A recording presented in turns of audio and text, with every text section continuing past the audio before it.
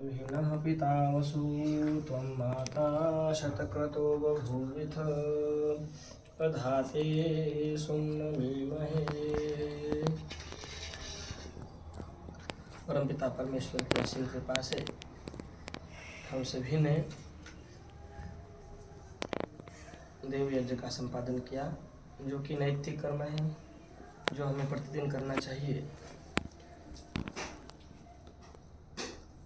आदरणीय आचार्य श्री देव प्रकाश जी, आदरणीय बहन सुमति जी, इन्होंने यह संकल्प लिया हुआ है और अपने गृहस्थ आश्रम में प्रवेश करने के पश्चात प्रतिदिन यज्ञ करते हैं। बहुत ही प्रसन्नता की बात है। अनेकों आचार्य लोग नियमित रूप से नहीं कर पा रहे हैं, लेकिन हमने इस घर में, इस परिवार में आकर देखा, प्रतिदिन यज्ञ कर रहे हैं। परमपिता परमेश्वर से प्रार्थना है आपका गृहस्थ आश्रम बहुत ही उज्जवल हो, श्रेष्ठ हो, सफल हो। और देखिए, गृहस्थ आश्रम में जब आप गए हैं, उससे पहले हमारी जो जिम्मेदारी है वो कम थी, हमारे जो कर्तव्य थे वो कम थे। पहले कुमार और कुमारी के रूप में हम जीवन जी रहे थे। अब आप एक पति और पत्नी के रूप में जीवन जी रहे हैं। तो जैसे संज्ञा बदली है, नाम बदला है, उसी के अनुसार आपके दायित्व भी बढ़ गए हैं, कर्तव्य बढ़ गया है। ब्रह्मचर्य आश्रम से गृहस्थ आश्रम में प्रवेश किया है। और ये जो 4 आश्रम है, चारों आश्रमों में ही श्रम को प्रधानता दी हुई है। आश्रमंताश्रम क्रियते यत्र आश्रम। तो श्रम रहित कोई आश्रम हमारे परंपरा में नहीं है। ऋषि मुनियों ने जो 4 आश्रम बनाए हैं, सभी में यह आश्रम और श्रम शब्द जुड़ा हुआ है। तो आप स्वयं विद्वान विदुषी हैं, तो इन बातों से आप सुपरिचित हैं। फिर भी जो बातें, जो परिभाषाएं शास्त्रों में बताई है, जैसे अभी आप पति और पत्नी के रूप में जीवन जी रहे हैं। पति का अर्थ होता है पाति रक्षति इति पति, अर्थात पूरे परिवार की रक्षा का मुख्य रूप से दायित्व जिसका होता है वो पति कहलाता है। तो उस बात को आप स्वयं जानते हैं और निर्वहन कर रहे हैं। और पत्नी शब्द जो है बहुत ही गहन अर्थ को लेकर चलता है। हम लोगों का ध्यान अर्थ पे नहीं होता है। अनेकों बार शब्दों का हम उपयोग करते हैं, लेकिन पत्नी शब्द कितने विशेष अर्थ को लेकर चल रहा है। पतनात् त्रायते या सा पत्नी, पतनात् रक्षति या सा पत्नी, अर्थात अपने पतिदेव को या अपने परिवार को, अपने वंश को पतन होने से जो बचाए वो वास्तव में पत्नी कहलाती है। तो आप दोनों ही अपने अपने दायित्वों का निर्वहन करेंगे।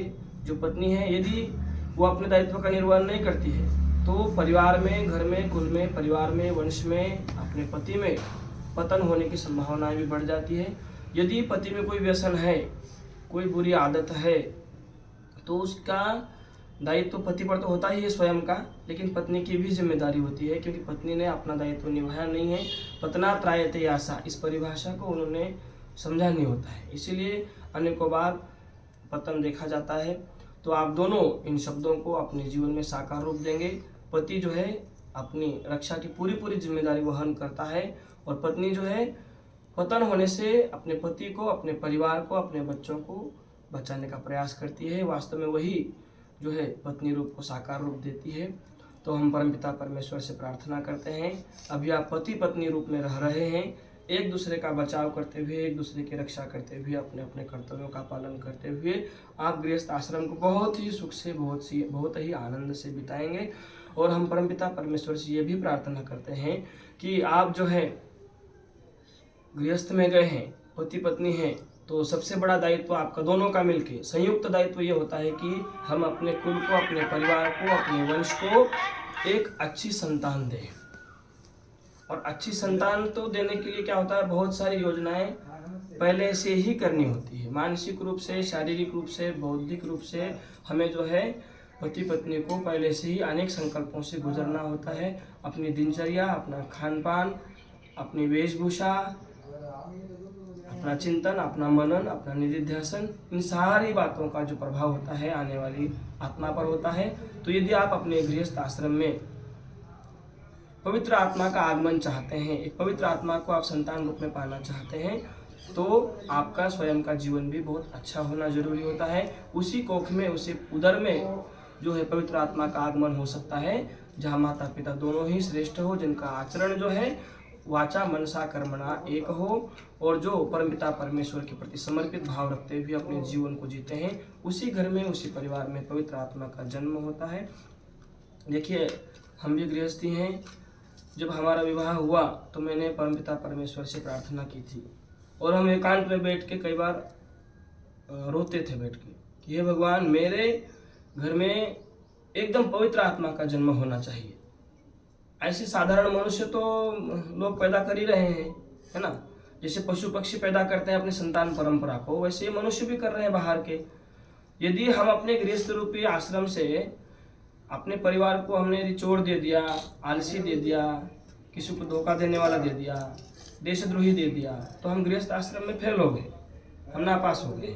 यदि हम गृहस्थ आश्रम में पास होना चाहते हैं, सफल होना चाहते हैं, तो माता पिता की दोनों की ही जिम्मेदारी यह है कि वे अपने कुल को, अपने परिवार को, अपने वंश को एक अच्छी आत्मा का आगमन करवाए, एक अच्छी संतान समाज को दे, एक देशभक्त, एक मातृभक्त, एक पितृभक्त, एक सदाचारी, एक विद्वान व्यक्ति यदि आप समाज को दे पाते हैं, तभी जो है आपका गृहस्थ सफल माना जाएगा।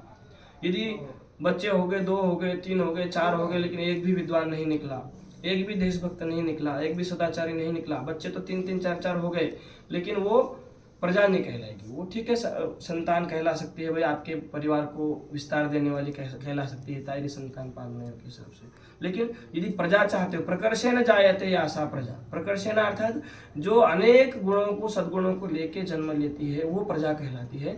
तो हम आपके गृहस्थ आश्रम से यही अपेक्षा करते हैं, यही आशा रखते हैं, आप दोनों ही पढ़े लिखे हैं, आपके कुल परिवार में एक पवित्र आत्मा का आगमन हो, और ऐसी पवित्र आत्मा का आगमन हो जो संतान बड़ी होने के बाद में स्वयं के नाम को रोशन कर सके, माता पिता के नाम को रोशन कर सके, अपने गुरुजनों के नाम को रोशन कर सके। ऐसी संतान की अपेक्षा हम आप दोनों से रखते हैं।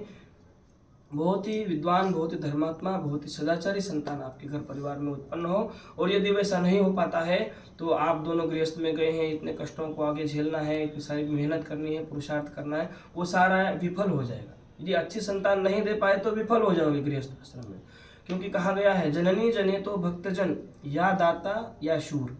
जननी क्या जने?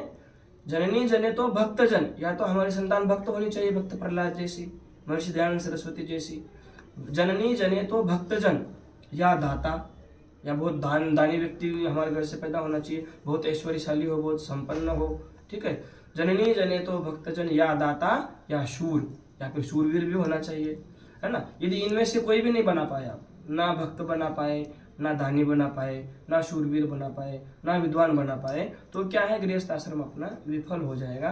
तो हम ऐसी अपेक्षा करते हैं आपके घर में, आपके परिवार में बहुत ही पवित्र आत्मा का आगमन हो, जो कि आपका पूरी अपनी दिनचर्या पे, आपके मनन चिंतन पे, आपके खान पान पे आधारित है। और देखिए, माता पिता जो होते हैं एक माली की तरह होते हैं। माली जब अपने खेत में कोई छोटा सा पौधा लगाता है तो अनेकों स्वप्नों को लेकर उस पौधे को लगाता है। उस पौधे को बड़ा करने के लिए वो बहुत सारी मेहनत करता है। संतान यानी पौधा, तो पति पत्नी है, माली के रूप में है। उन्होंने जिस बच्चे को जन्म दिया है वो एक पौधा है। तो माली जिस प्रकार से अपने खेत में आम का पेड़ लगाता है मान लीजिए, तो उस छोटे से पौधे को बड़ा करने के लिए बाढ़ करता है, उसको कांटे लगाता है, समय पर पानी देता है, खत देता है, भेड़ बकरियों से बचाता है, धूप से बचाता है, आंधी तूफान से बचाता है। ऐसे ही माता पिता ने यदि बच्चे को जन्म दिया है तो वो किसान की तरह उन्हें सजग होना चाहिए, भेड़ बकरियों से अपने बच्चों को बचाना चाहिए, आंधी तूफान से बचाना चाहिए। तब जाके वो जो है छोटा सा पौधा एक विशाल वृक्ष का रूप धारण करता है और आपको छाया भी देगा। हर पति पत्नी का ये स्वप्न होता है कि भाई हम अपने बच्चों को इतना अच्छा बनाएंगे कि हम जब स्वयं बूढ़े हो जाएंगे तब हमें ये छाया देने वाला बने, हमें क्या है, छाया देने वाला बने, फल फूल देने वाला बने। लेकिन हम आपसे ये निवेदन करते हैं, इस स्वप्न से भी ऊंचा स्वप्न आपको दिख रहा है। जब पौधा आप लगाएंगे, उस पौधे की छाया केवल आपको ही नहीं, हजारों व्यक्तियों को छाया देने वाला वो पेड़ आप अपने घर में लगाएंगे। यानी कि ऐसे पवित्र आत्मा का आगमन आपके घर में होना चाहिए। वो बुढ़ापे में केवल आपको ही सहारा देने वाला न बने, हजारों व्यक्तियों को सहारा देने वाला ऐसा पौधा आप अपने गृहस्थ रूपी वाटिका में लगाएंगे, तभी जो है हमारे गृहस्थ में जाना सफल है, संभव होता है। तो हम स्वयं का उदाहरण दे रहे थे। तो मैंने जब परमात्मा से कहा भगवान अभी हम गृहस्थ में तो आए हैं लेकिन हम अच्छी संतान चाहते हैं, तो उस समय हम एकांत में बैठ के रोते थे और हमने ये कहा था भगवान से, ये बातें सिद्धांत विरुद्ध हो सकती है लेकिन हम जो बोलते थे हमारे मन की बातें बता रहे हैं, तो हम भगवान से कहते थे भगवान मेरे इस जन्म में जितने भी पवित्र कर्म मैंने किए हैं या पिछले जन्म के कोई शेष कर्म हो, पुण्य कर्म, उन सभी कर्मों का फल मुझे नहीं चाहिए, उन सभी पुण्य कर्मों के बदले में मुझे पवित्र आत्मा दी संतान के रूप में। तो मैंने अपने सारे पुण्य कर्म पहले ही खर्च कर दिए हैं और इन संतानों को प्राप्त किया है। हो सकता है ये बात सिद्धांत विरुद्ध हो लेकिन मेरे मन के विचार मैंने आपको बताए हैं। मैंने पुण्य कर्म खर्च करके अपने संतान को पाया है और प्रयास कर रहे हैं। ये एक विद्वान हो, धर्मात्मा हो, सदाचारी हो, तो हम आप दोनों से भी यही अपेक्षा रखते हैं, यही आशा करते हैं कि आपके इस गृहस्थ रूपी वाटिका में एक बहुत ही सुंदर पौधा हो और वो सुंदर पौधा बड़ा होने के बाद में विशाल वट वृक्ष की तरह विशाल हो जाए और हजारों व्यक्तियों का आश्रय देने वाला बने। इन्हीं शब्दों के साथ अपनी वाणी को विराम देता हूँ। धन्यवाद।